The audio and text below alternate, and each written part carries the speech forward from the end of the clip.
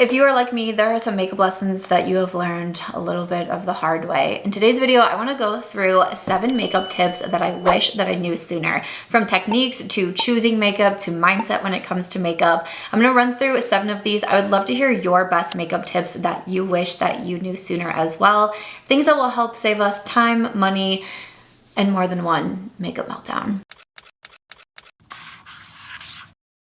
Jumping right into number 1, what I want to tell you is to slow down when you do your makeup. There's a few specific makeup steps where it really does help to actually let the makeup sit and kind of like sink in, or also not to just immediately come on and pile on makeup on top of it. It's something that we've heard a lot about with skincare. I remember there being a point in time where a lot of people were talking about how long to wait in between different skincare steps to help from skincare pilling, and then same with makeup. How long do you wait between doing your skincare, your sunscreen, your skin prep before you apply makeup to try to help prevent pilling, that sort of thing. So for makeup steps specifically, I think about concealer, and this is something that I really try to make sure that I remember, is to apply my concealer on the under eyes, you know, the inner corner of the eye, and then let it sit for a while. You don't need to let it dry down completely, but not going in, applying the concealer, and then immediately blending it out. And this is something that I really try to remind myself, even as I'm sitting doing my makeup. I just finished filming this makeup look. It'll be a get ready with me that's going up on Friday using my Shop My Stash makeup bag from June. And I talk in the video about how I'm trying to do better when I'm filming to still make sure that I slow down, because in real life, when I do my makeup, not on camera, I am quick to do my makeup, but I also have those steps where I wait in between. And this is where I do other tasks, like I'll be reading a book at the same time I'm doing my makeup, I'll be working on my computer, I'll be working on my phone. And it's so funny because I actually, sometimes when I think about it, that I can't just like sit still and do my makeup at one time unless I'm doing something like filming. And I wonder if it's part of my suspicion that I have undiagnosed ADHD. I've actually done a full video about this, and the comments were incredibly interesting to me of what a lot of you had to say about suspecting ADHD as a woman, or a woman in her 30s, 40s, even 50s. But sometimes I have wondered to myself, like, why even when I'm doing my makeup do I have to be doing other things? Maybe that's it. But also at the same time, it actually comes in handy because there are these certain times where I like to have a break. So for my concealer, I let it sit. And then also before I powder my whole face, I let my foundation and my concealer sit as well. And this is something that you've probably seen in my Get Ready With Me videos. So what I do is I do any of like my sunscreen, my skin prep, like for today, I used my Rhode Glazing Milk. Then I do my foundation, concealer, and normally I would go right in and then powder, but I've actually learned, wait a little bit, and I will go in and do at least my brows, but oftentimes I do my brows, my bronzer, then my blush, then I go through and powder everything. Not only do I feel like sometimes when I would powder right after foundation or concealer, it was like my face would still feel too wet, and then it was like the powder would feel honestly just kind of gross on my face. So didn't love that. But another thing that I really love it for is then that way I can use the powder to kind of clean up anything. If I took the bronzer too low and I want to clean it up. If I took the blush like too high and I want to clean it up, I can. If I want to clean up any of this area right here, I can do that with my powder as well. So powder is actually the last step that I do when it comes to my face makeup now, instead of like the 3rd, 4th step after foundation and concealer. Number 2 is less is more, especially if you struggle with acne. This is something that I learned when I was really struggling with acne around like 2019 and 2020. And to me, when I had breakouts, my immediate reaction was I need full coverage. I need just to put on as much makeup as I can. I need a full coverage foundation. Then I need a full coverage powder. Then I need to do a ton of concealer as well. And I was piling on makeup, and I felt like it kept making my acne look worse. But for a while, I wasn't even really thinking like, oh, it's the makeup that's doing it. I was like, it's just my acne so bad. My acne so bad. Just nothing is covering it. And it took me a really long time, and honestly, a lot of tutorial videos to understand that actually less is more, because sometimes when you're putting so much makeup on breakouts, you're actually highlighting them. You're kind of doing the opposite of what you want to do. And so for me, I have really been able to tell that less is more, and I've gotten into a really good routine when it comes to covering my makeup. And typically it's really just coming in with a concealer and spot concealing and then using a nice foundation on top, and I still continue to not use full coverage foundations. I have not worn a full coverage foundation and I couldn't tell you when. Like right now I'm wearing the Milani Skin Tint, and I will also tell you right now, I am dealing with some breakouts, especially here around my mouth and all around my chin. And I'm gonna say it, like I think my skin looks pretty good right now. Like, do I think that you can still see my skin? Yes. But even just wearing the skin tints, like the Milani one that I have on today, it just kind of softens everything out, evens everything out, helps with that redness. And you're not using a ton of product, and you're not suffocating your skin even more. But you can also cover acne in a very natural way, and you don't need to use a ton of product to do that. I will say, once I finally started to figure out the best ways to cover acne, and honestly, if you want a whole video on acne, I don't know if it would help a ton of people. Acne is extremely normal. It is something that a lot of people, especially females, that do struggle with. So if you would find that helpful, when I was making this video and I had a list of all of my tips, I noticed that I had quite a few under the acne category. And again, as someone who has really struggled with acne, I feel like I've tried a lot of products, I've tried a lot of techniques, and these are the ones that I thought was the best. And I really wanted to narrow it down to what I felt was my best tips. But for here, I just wanted to put one in because I didn't want to make this all about acne. But the number one that I pulled away from that was to stop using so much product. And that also, I'm gonna say it, comes to skincare as well. That was in my tips as well. But I was using so much skincare at the time, so much exfoliating, so many masks, and it was only doing more harm than good. Number 3 is using the color theory to pick my eyeshadows. Okay, this to me is a very, like kind of like an old school tip, but I still want to talk about these because I think that it's, because I've been doing beauty YouTube for so long, sometimes I think, oh, everyone must know that. Everyone probably already heard that tip or that hack. And I realize that not everybody has. And one of my examples is one of my best friends. Her name is Ashley, and she's come in a few YouTube videos with me. And there was one time where she got mascara on herself when we were doing our makeup. And she's like, oh no, I like don't know what to do. And I was like, oh, just take your brow pencil and scrape it off that way. And she was like, what? And I was like, wait, you haven't heard of, like, not everybody has heard of that? Like, to me, I just sometimes have such a narrow vision because this is what I've been doing for so long and I've been immersed in this world for so long and around people so long. Sometimes we can kind of forget the basics. And that was one thing that I really wanted to bring with this video, or if you want to see a series of videos like this, you know, touching on acne or tips for eyeshadow or doing your lips, anything like that, like please definitely do let me know. But the color theory is one of those basic steps that I think is really fun to do. I filmed a short form video the other night and I was actually using my Singe Beauty palette, which I also have on today. And out of this palette, I was using these orange eyeshadows, and I was saying how pretty I thought that they were because they complement green eyes. So I have green eyes. So what you do with the color theory is, I'll put the color wheel up here. You find the color of your eyes, and then what is across from that is what will really enhance your eye color and like make them pop.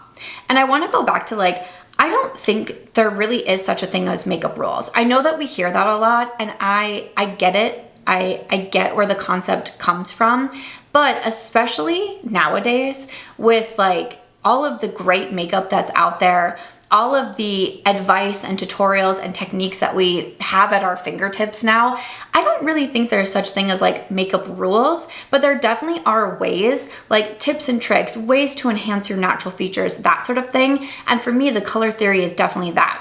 Now, because I have green eyes and on the opposite that is red and orange, that doesn't mean I'm doing red and orange eyeshadow every single day, because I am a very basic girl. I literally have 2 eyeshadows on right now. One of them happens to be orange, but a lot of times I'm doing like a brown smoky eye or a golden shimmer or a champagne shimmer. But when I want to feel like a little sassy, I want to feel an extra boost of confidence, or maybe when I'm struggling with acne and I want to draw attention away from my face and the imperfections that I have going on there, I'll do more with my eyes to make my eyes pop more. So that's what people are focusing on first versus breakouts on my face. So using the color theory for eyes is just something that's fun. It's a way to make your natural eye color pop, or if you have color contacts in, you want to figure out how to make them pop, use the color theory. Tip number 4 is also about the eyes, and this is one of my favorite things, winged liner.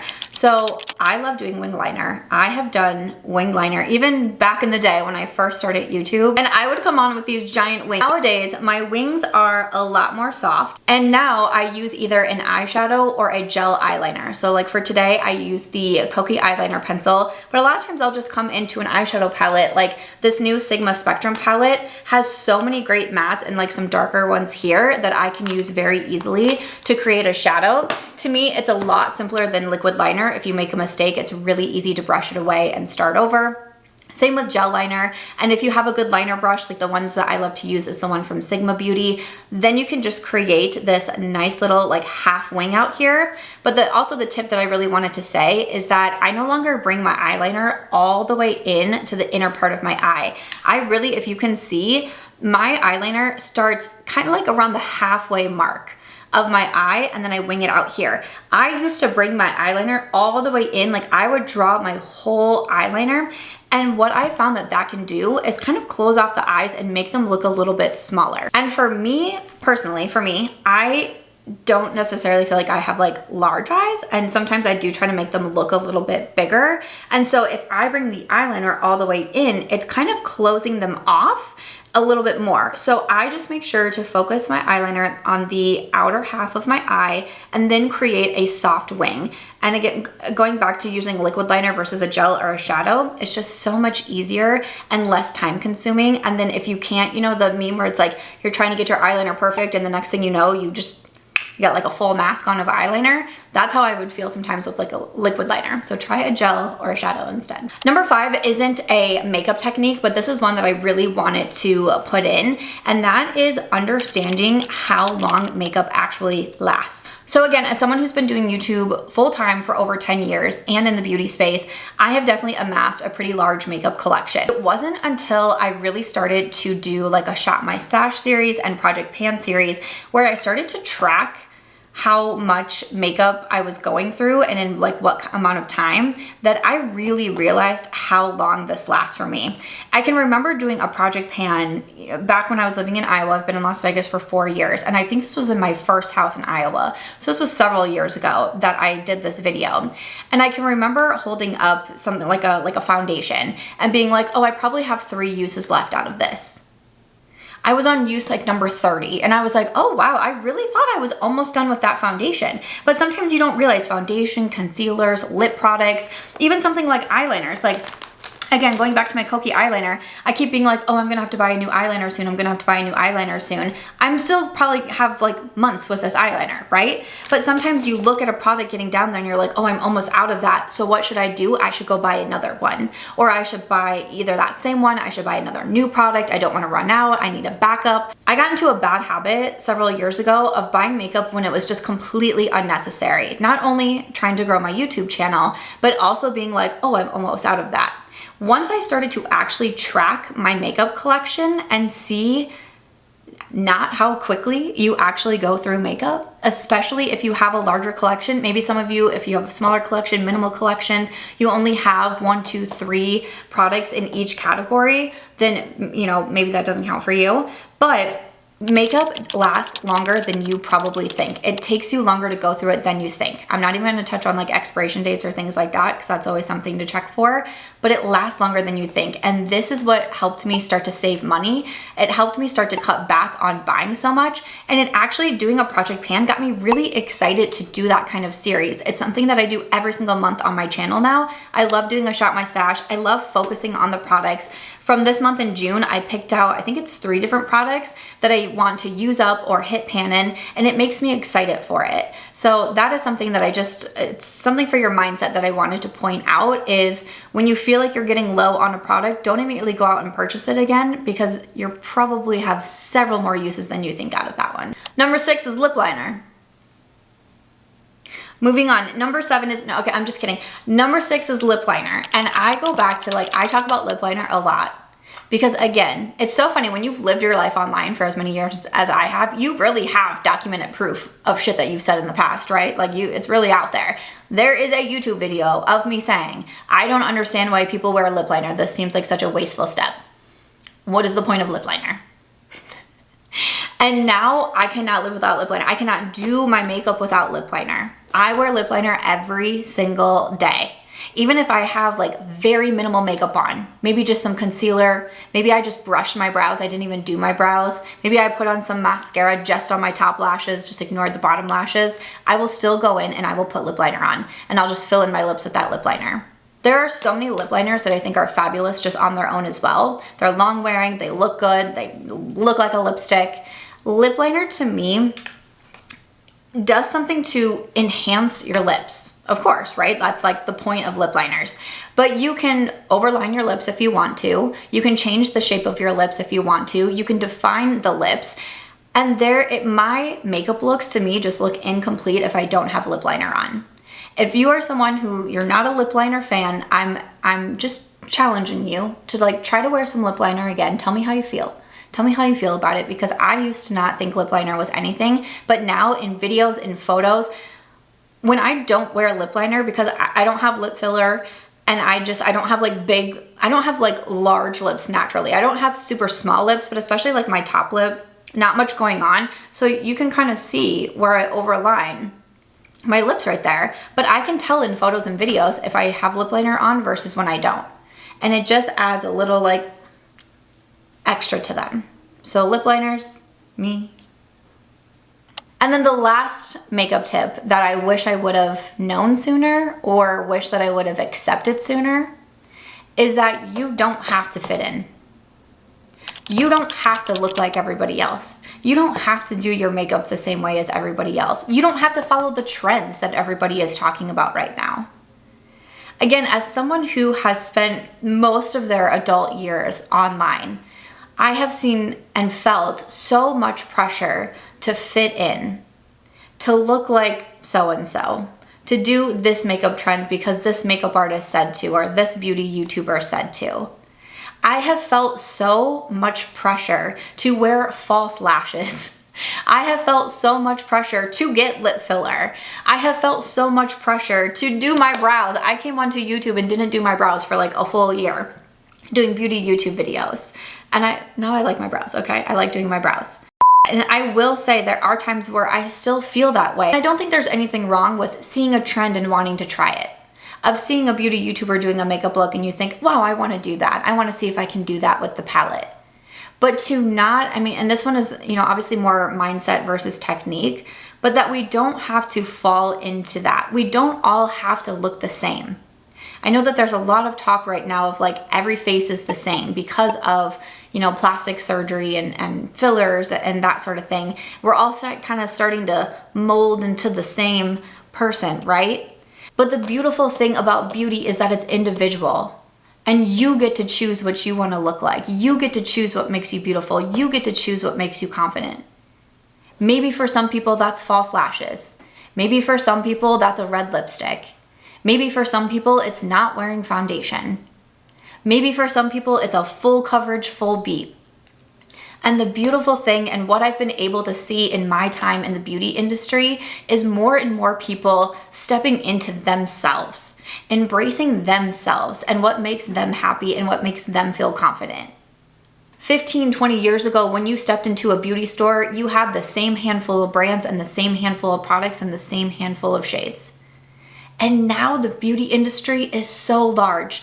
And yes, it can be overwhelming. And yes, there's so many makeup choices. And yes, there's so many new releases. But that means that we all get to take advantage of what makes us individuals. And individual beauty is still a beautiful thing at the end of the day. So that is my last makeup tip that I wanted to touch on, is not having that mindset that you have to fit in, you have to look like everybody else, you have to follow every single trend. Do what makes you happy. And at the end of the day, that's what is most beautiful. So that's where I wanted to wrap it up on 7 makeup tips that I wish I knew sooner, tried sooner. Please drop some of your favorites in the comments. If you want to see any expanded versions on particular categories from this video, please definitely do let me know. See you in the next one. Thank you for watching. Bye.